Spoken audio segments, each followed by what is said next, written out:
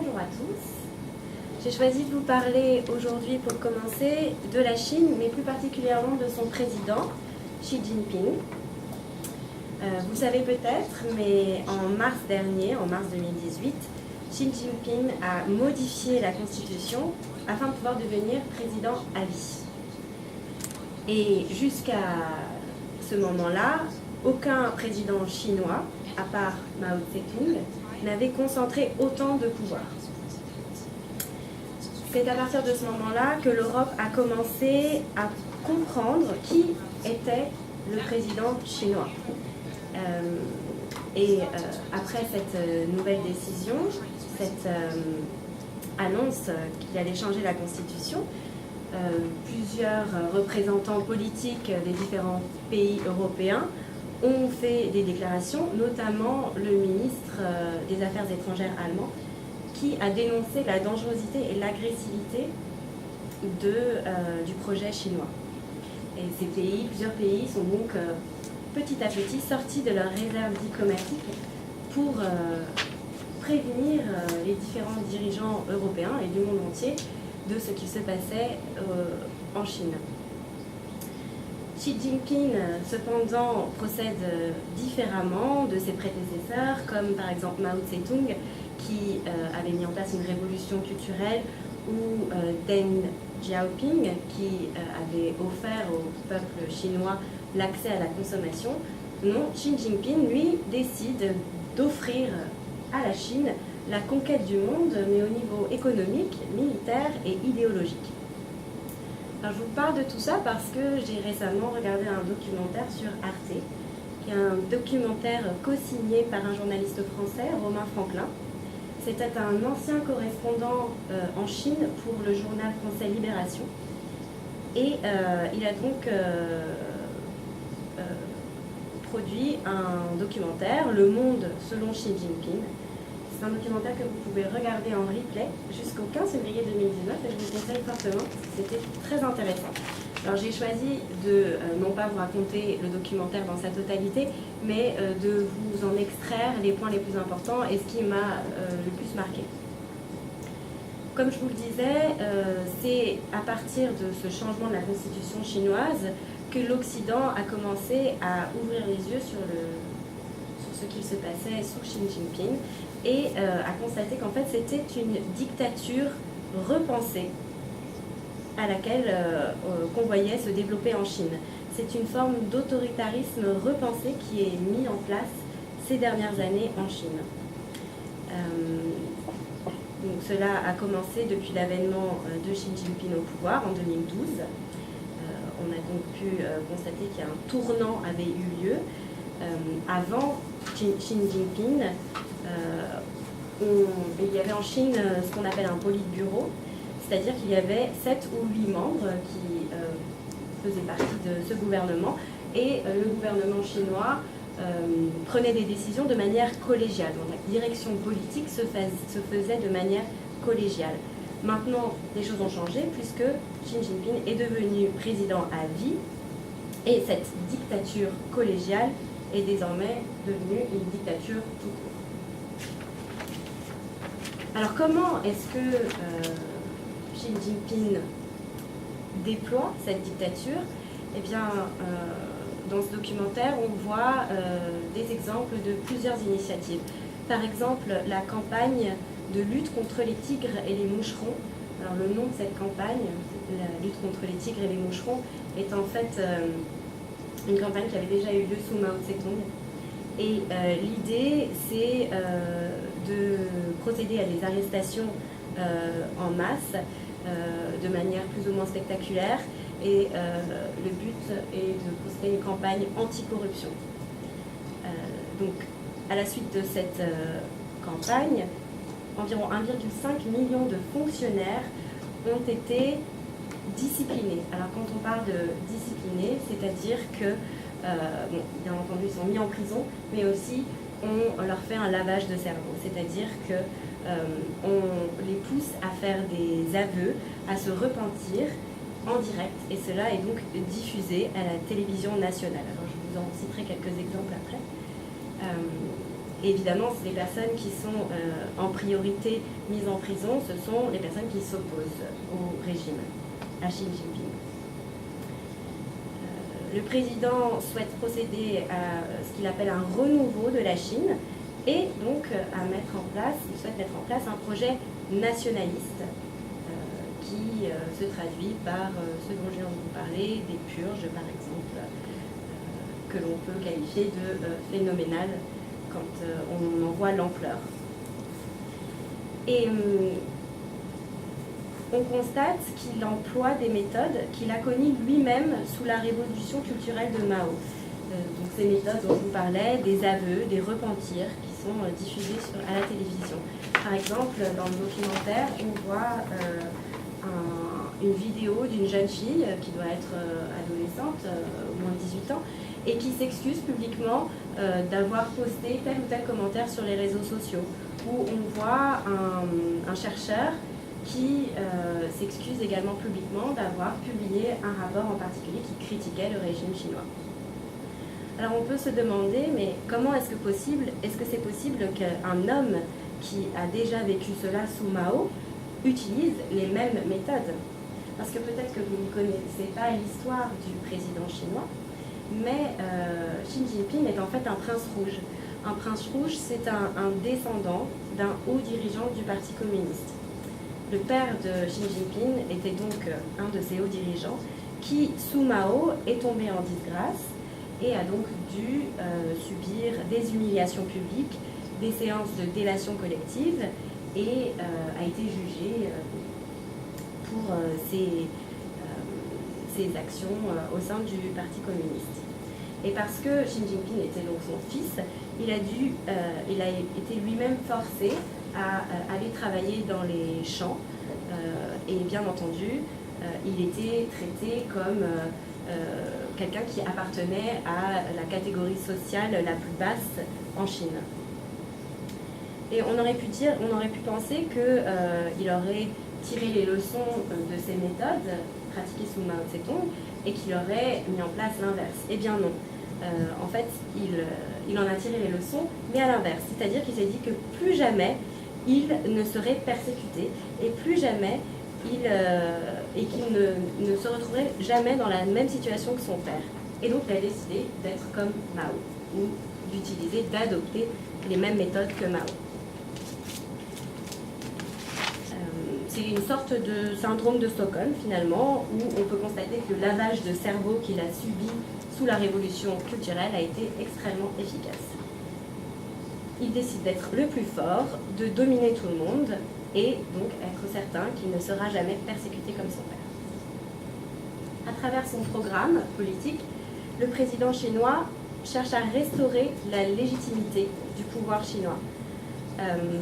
En Chine, le communisme n'a plus une grande légitimité en tant qu'idéologie et donc son programme à Xi Jinping, c'est le nationalisme. Et pour mettre en place le nationalisme, il adopte plusieurs directions. Tout d'abord, il commence par l'éducation. Les Chinois à l'école n'apprennent pas, par exemple, que les manifestations de la place de Tiananmen ont eu lieu en 1989. Ces manifestations dans les programmes scolaires n'ont jamais existé. L'histoire est complètement réécrite. Il n'est pas non plus mentionné la grande famine de Mao en 1936, qui a causé 45 millions de morts. Tout cela ne se retrouve pas dans les livres scolaires chinois. L'idée pour Mao, c'est de renouer avec l'Empire. Pour ce faire, il veut que la Chine se réarme. Elle se réarme donc à grande vitesse, mobilise énormément de moyens. Et vous savez peut-être, la Chine se positionne de manière diamétralement opposée par rapport aux États-Unis. On sait que les États-Unis sont presque considérés comme une sorte de Satan par la Chine. Et c'est là un grand paradoxe parce que le modèle adopté par la Chine pour ce réarmement, eh bien, c'est un modèle qui copie exactement les méthodes des États-Unis et dans de nombreux autres domaines. Quand l'Occident a commencé à s'intéresser à la Chine dans les années 70-80, on avait deux prémices en tête. Tout d'abord, on pensait que l'économie chinoise deviendrait une sorte d'économie complémentaire à l'économie occidentale. De nos jours, il est force de constater que ce n'est pas du tout le cas. D'ailleurs, l'objectif de la Chine est d'établir une supériorité technologique d'ici à 2025. Et donc, la Chine est un concurrent à part entière et non pas une économie complémentaire de l'Occident. Le deuxième prémisse, c'était que on voulait qu'une sorte de convergence démocratique s'établisse en Chine. Et au bout d'un certain moment, on s'attendait à voir une Chine qui se démocratisait. Aujourd'hui, avec un président qui sera président à vie, on voit bien que c'est impossible. La Chine traverse donc une sorte de conflit quasiment existentiel où elle souhaite être le numéro 1 au niveau économique et militaire et donc prendre en quelque sorte la place des États-Unis. C'est une guerre commerciale qui s'entame, mais également une guerre idéologique. Une initiative du président chinois, c'est l'initiative des routes de la soie. L'idée, c'est de construire des routes, des ports, d'énormes infrastructures commerciales gigantesques partout dans le monde. Et pour cela, ils ont investi des milliers de milliards de dollars qui sont donc engagés dans ce projet pour la construction de ces infrastructures. La construction, mais également pour l'exploitation, comme dans certains pays pauvres. Donc, on a l'exemple du Sri Lanka, qui nous est expliqué dans le documentaire. Le Sri Lanka a signé un contrat avec la Chine pour que la Chine investisse de l'argent pour la construction d'un port. Et le problème suite à cela, c'est que donc, le port a bien été construit, un port tout neuf, tout beau, tout neuf. Cependant, les taux d'intérêt qui ont été signés, qui font partie du contrat avec la Chine, sont tellement élevés que le Sri Lanka ne peut pas rembourser la Chine avec de tels taux d'intérêt. La Chine a donc proposé de signer un nouvel accord à la suite du premier, changeant les termes, et le Sri Lanka a accepté de céder une partie de sa souveraineté territoriale aux Chinois pendant 99 ans et a accepté que la Chine exploite la construction, le port. Ce qui veut dire qu'il y a une présence chinoise permanente au Sri Lanka dans le port, le nouveau port qui a été construit. La même chose se passe en Europe. La Chine a profité de la crise économique et de la fracturation de l'Europe pour étendre son influence au niveau économique dans différentes parties de l'Europe. Et c'est pour cela que le ministre des Affaires étrangères allemand a fait la déclaration suivante en février 2018. Il a donc dit que l'initiative des routes de la soie n'est pas, comme certains le pensent, un rappel sentimental des voyages de Marco Polo. Au contraire, elle représente la tentative d'installer un système global pour façonner le monde dans l'intérêt chinois. Il ne s'agit plus seulement de l'économie, la Chine développe une alternative globale au système occidental. Et contrairement à notre modèle, il ne repose pas sur la liberté, la démocratie et les droits de l'homme. C'est là qu'on voit donc que derrière cette conquête commerciale, il y a un projet politique et un projet idéologique. Cette année, en 2018 plutôt, on a pu voir que la Grèce s'est désolidarisée des autres pays européens pour soutenir la Chine. Alors pourquoi ? Eh bien parce que la Chine a volé à son secours, et a racheté le port du Pirée, le port d'Athènes. La même chose a eu lieu au Portugal.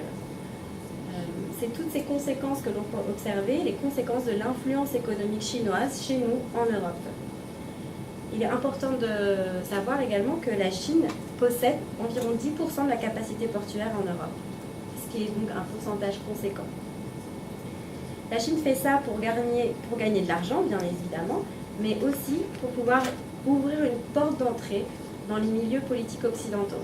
Elle transforme son capital argent en capital politique.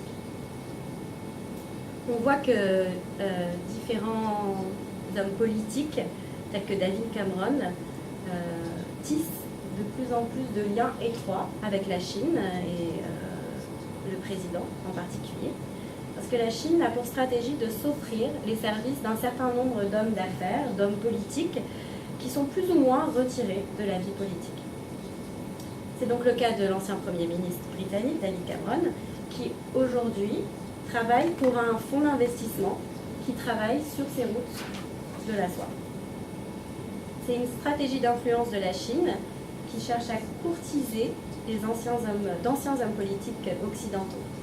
Et l'exemple frappant en France, c'est l'exemple de Jean-Pierre Raffarin qui en fait est devenu quasiment le porte-parole de la Chine. Quand on regarde le documentaire, il y a une courte séance où on voit Jean-Pierre Raffarin qui devait faire partie des membres du public d'une conférence à laquelle Xi Jinping intervenait. Et on le voit à la fin de la conférence présentant le livre écrit par le président chinois au président chinois pour qu'il puisse signer, faire une dédicace. On a ces hommes politiques qui cherchent à graviter autour du président chinois, une sorte de culte du pouvoir qui s'installe en Chine où les hommes d'affaires se sentent valorisés lorsqu'ils s'approchent, ils ont la possibilité de s'approcher du président chinois. Moi, j'ai trouvé ce documentaire fascinant parce que ça a révélé de nombreuses facettes que je ne connaissais pas du tout en Chine, parce qu'on a tendance à beaucoup insister sur le côté, la présence économique de la Chine au niveau de la technologie, au niveau, par exemple, des téléphones portables, ce genre de choses, mais on ne parle pas forcément de la politique en Chine, notamment parce que, évidemment, tout est extrêmement censuré, et d'ailleurs, le journaliste qui a produit ce documentaire ne souhaite pas apparaître à la télé ou à la radio, parfois les émissions sont filmées également, il ne souhaite pas que son visage apparaisse, et même si son nom n'est pas anonyme, il ne veut pas il souhaite limiter son apparence dans les médias. J'espère que ce discours vous aura intéressé et que vous regarderez la suite, le documentaire dans sa totalité, puisque je pense que vous apprendrez beaucoup de choses en le faisant. Merci beaucoup.